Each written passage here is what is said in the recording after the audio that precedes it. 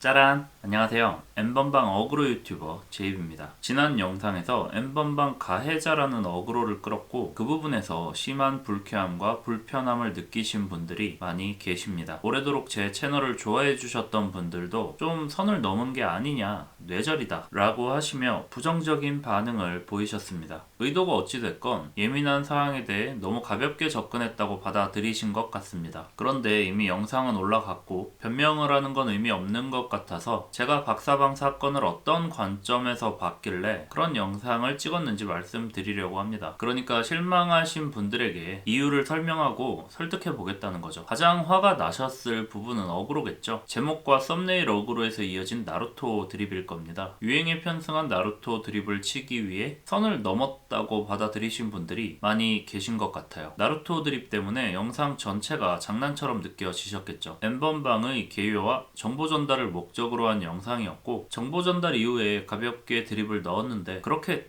드립을 치기엔 너무 심각한 사안이라고 받아들이신 것 같아요. 가볍게 다룰 주제가 아니다.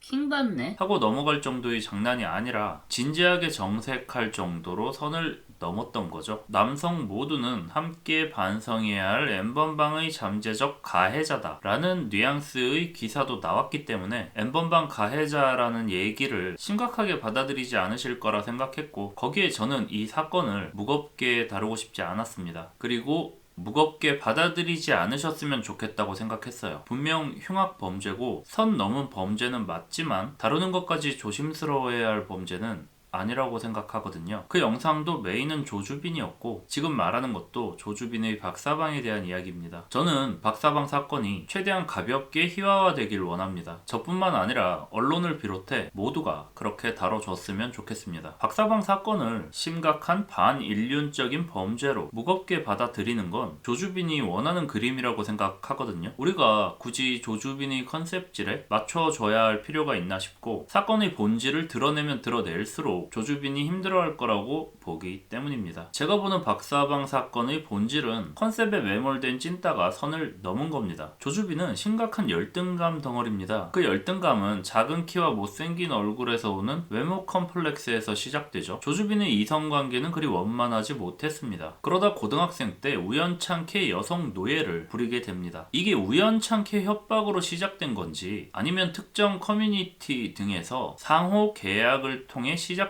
건지는 아직 밝혀지지 않았어요. 아마 이때 조주빈은 태어나서 처음으로 남녀 관계에서 우위를 점했고 영향력을 행사하며 상대방을 지배하는 쾌감을 느꼈겠죠. 그래서 남성, 수컷으로서 자신감을 얻었어요. 군대에서도 마치 트로피처럼 안고 자랑할 정도로 조주빈 인생에서 큰 의미를 갖는 사건이었겠죠. 대학에서의 조주빈은 일베 성향을 드러내던 고등학생 때와는 전혀 다른 행실을 보였다고 합니다. 변호사가 일베도 접속했지만 오유를 더 많이 했다 이런 얘기를 했는데 그냥 간단하게 오유하는 사람은 일베를 안 했지만 일베하는 사람은 오유를 했죠. 그리고 지금 일베 망했는데 누가 일베 들어갑니까? 조주빈이 어떤 커뮤니티를 하건 이런 건 사실 중요한 문제는 아니에요. 의미도 없고요. 정치 성향? 이런 건 다 물타기죠. 어쨌든 고등학교 생활할 때 있던 정치적 성향이 대학 와서 하루아침에 달라지진 않았을 거라고 봅니다. 그런데 왜 조주빈은 그렇게 성향을 바꿔야 했나? 여자 때문이죠. 여자에 환장한 놈이거든요. 여자 만나려고 여자 꼬시고 싶어서. 근데 잘 안 됐을 겁니다. 왜?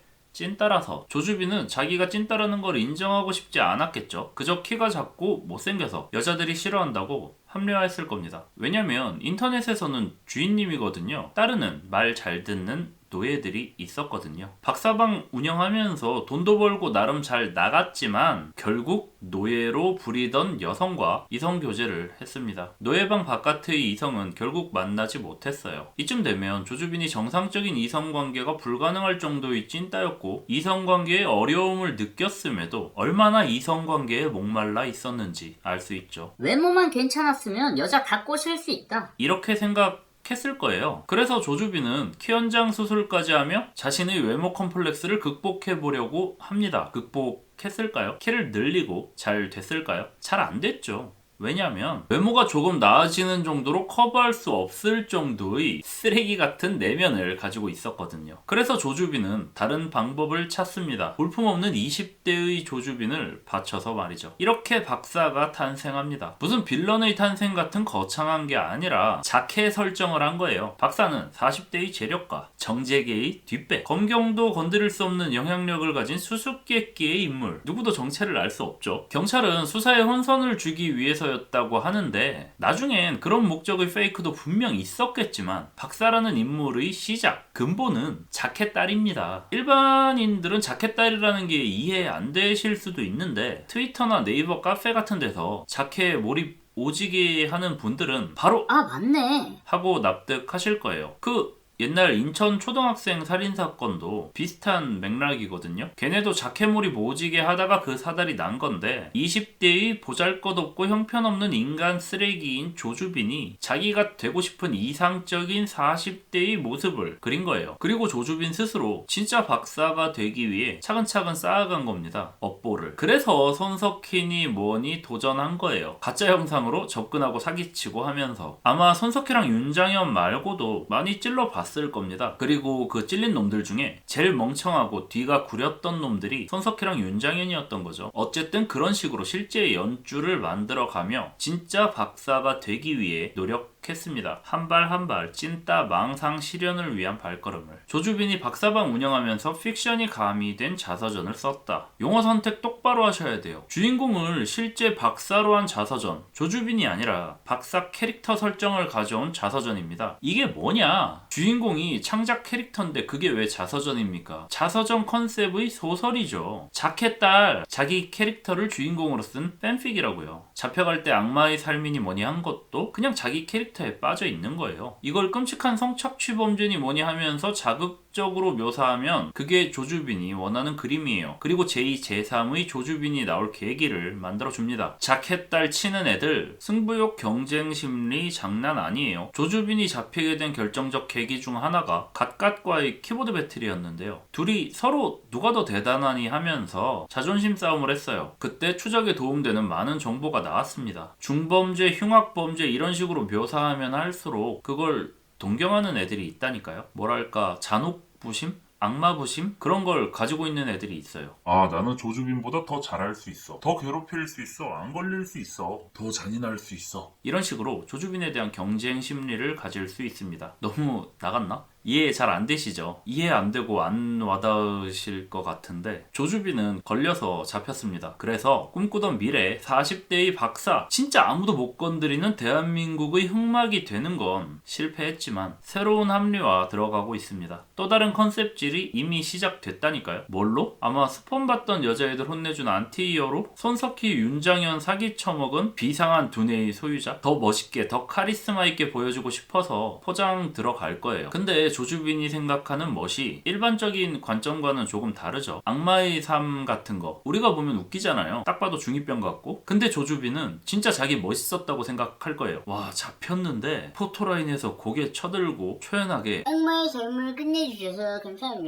하면서 받아들이는 모습 개멋있어 이렇게 생각했을 거라고요. 그리고 조주빈처럼 그걸 실제로 멋있다고 생각하는 애들이 있다는 거죠. 이런 거 좋아하는 애들이 있어요. 잭 더 리퍼 같은 거, 옛날 영국의 창부 연쇄 살인범, 게임의 뮤지컬의 뭐에 창작물에서 정말 물고 빨리는 캐릭터인데 조주빈이 약간 스스로를 그런 식으로 메이킹하려고 하지 않을까 싶습니다. 저는 조주빈과 박사방 사건의 본질을 이렇게 보고 있습니다. 심각한 성착취 범죄를 저지른 건 맞는데 결국 찐따가 선 넘은 사건이라 절대 무겁게 대해줘서는 안 된다는 거죠. 그냥 찐하고 대해줘야 한다는 겁니다. 혹시 나중에 조주빈을 비하하거나 그럴 일이 있으시면 살인마, 인간 쓰레기, 사이코패스 이런 강한 표현은 오히려 좋아할 겁니다. 그러니까 찐을 써주시길 바랍니다. 조주빈이 과시욕적인 성격이라면 분명 변호사나 접견인한테 자기 반응을 물어볼 거예요. 그때 변호사가 그냥 찐 이렇게 적혀 있던데 저는 그게 무슨 뜻인지는 잘 모르겠네요. 이렇게 말하면 개빡쳐 할걸요. 남들이 못 저지르는 범죄를 저지른 흉악한 악마가 아니라 남들이 안 저지르는 범죄를 저지른 선 넘은 찐따로 조주빈을 봤으면 좋겠습니다. 그래서 드립까지 쳐가며 가볍게 다뤘습니다. 하지만 제가 선 넘었다고 생각하는 분들도 충분히 그렇게 받아들일 수 있다고 생각합니다. 심각한 범죄는 맞으니까요. 그리고 의도가 어찌 됐건 그게 제대로 전달되지 못했거나 불쾌하게 받아들이셨다면 그건 영상을 만든 제 책임이고 제 잘못입니다. 그런데 절대 사건 자체를 가볍게 보고 찍은 영상은 아닙니다. 저도 어그로가 너무 심하지 않나 싶었지만 나루토 드립이 애초에 어그로를 끌고 시작하는 드립이라 정상 참작의 여지가 있을 거라고 생각했습니다. 그리고 이미 남성은 모두 가해자라는 얘기가 나왔었기에 심각하게 받아들이지 않으실 거라 생각했습니다. 결국 판단 미스였던 거죠. 다음부턴 좀 더 조심하겠습니다. 이미 실망하신 부분은 어쩔 수 없지만 왜 그랬을까 하는 의문엔 설명이 되었길 바라며 지금까지 선 넘었던 유튜버 제이비였습니다. 감사합니다.